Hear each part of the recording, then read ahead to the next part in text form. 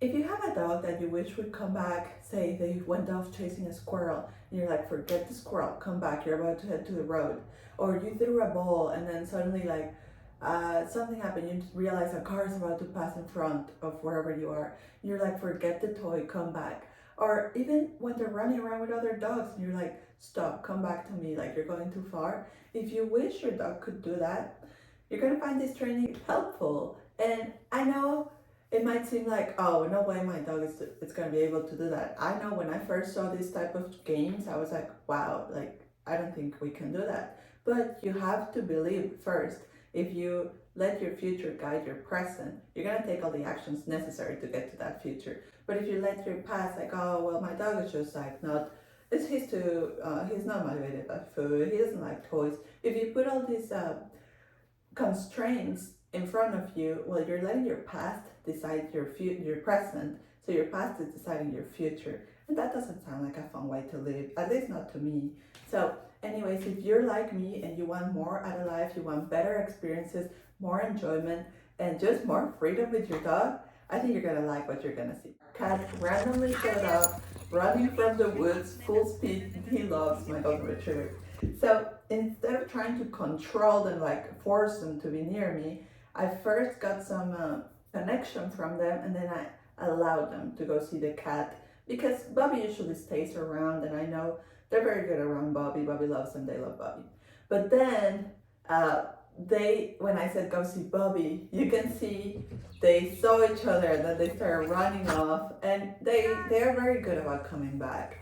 So I just waited a couple seconds and then I recalled them, ran the opposite direction, and they came blasting through. After that, since I saw they were very wild, very fresh, you can see it in their eyes. It's like horses. When it's the temperature comes down, they get a little bit more fresh, more wild, more full of energy. It's the same.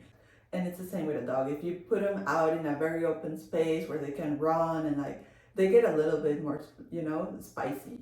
So that's where the training comes in. What I'm gonna do next is since I saw my dogs were a little bit wild and fresh, I'm asking them to get more connection with me. And if I cannot even get that connection, I'm not gonna keep pushing for more complicated things.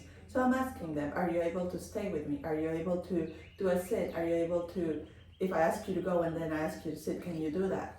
And they said, yes, I am confident on doing those behaviors.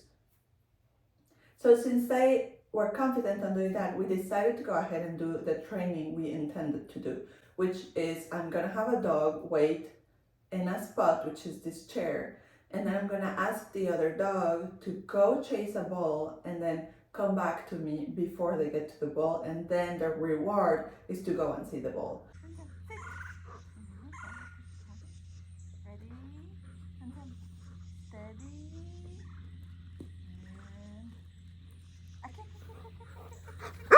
And go. Thank you. Go. Go. Sit. Get it. After Jax was able to have a go, then we let Italia go. You can see we're gonna swap him here. Yeah, that's a good girl. Ready? And go, Nana. Gracias, good girl. And ready? Ready? Nana, go. Sit. Go, Nana, get it. Ready? Steady. Go. Italia. And go. Get it. Gracias. And then go. Thank you. Thank you. Jax. Jax. And go. And then go. Play? Yes. Very good. And then go. Then go. Italia. And go. Get it. you like this kind of content and you want to get more in-depth information, I have a private community that I'm just starting to grow. You know, we want to help you grow this connection with your dog, get more fun out of your companionship, get to get new experiences, you know. It's just so much fun being able to take your dog to new places, being able to see new things and have the confidence and the trust in your pup that they'll come back, because their safety is the number one thing. So if you like this, I'm gonna link my the community here below, and we're gathering and organizing the information to where if you just got a new puppy and you're like, how do I teach him to not go, you know, number one, number two in the house without violence and intimidation? Because a lot of times what ends up happening, people like scold the puppy and they're just little babies, they're wee puppies. It's like a little toddler or a little, I don't know, 6 month old if they went potty in their diaper and we got angry at them. And I know sometimes happens, but they're little babies, they just don't know better. And our job, our responsibility is to give them the tools and the skills to thrive in this world, in our world, to help them do the things we want them to do, get our priorities aligned.